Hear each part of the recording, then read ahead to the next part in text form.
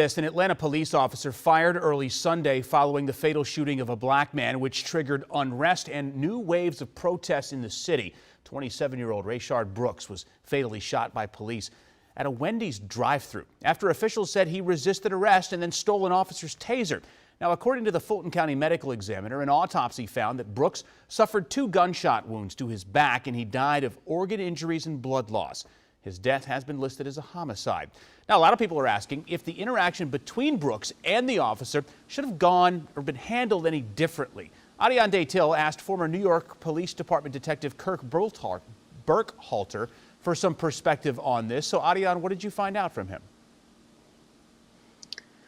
Adam, Burkhalter served in the NYPD for 20 years. His father served for more than 20 years, and he told me that both of them received very similar training, even though they were decades apart and followed by various police reform efforts.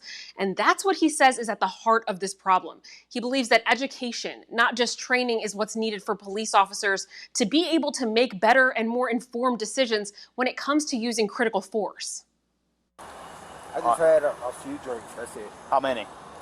1.5, like I said. In almost all jurisdictions, the refusal to take the breathalyzer would result in an automatic arrest. So therefore, in a way, the officer has little to lose, so to speak. I can just go home. I have my daughters there right now. My daughter's birthday was yesterday. Hold on, Mr. Brooks. Will you take a preliminary breath test for me? It's yes or no. I don't want to refuse anything. Would it have been against protocol for the officer to ask him to leave his car there and drive him to his family member's house? So a lot has been said about this, and actually it may have, because depending on the reading from the breathalyzer, and how intoxicated he was, this may have been a must arrest situation.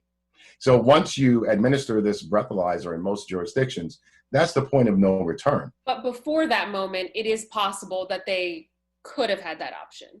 Oh, absolutely. Chance on your butt.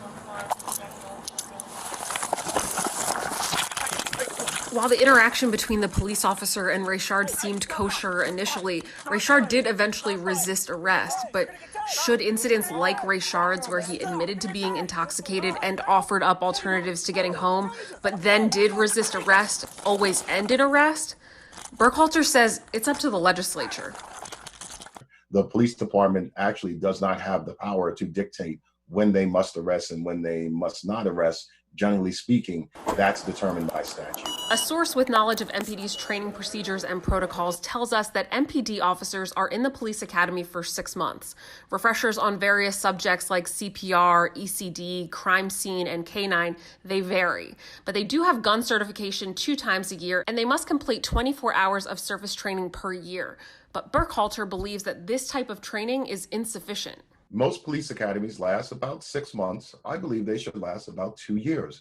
It should be akin to a specialized undergraduate 2-year degree in police science. What kinds of courses do you believe police officers should take to prepare them for the job? I believe police officers should be trained in sociology, American history, world history, immigration law, psychology, negotiation, counseling, interviewing, conflict resolution, philosophy.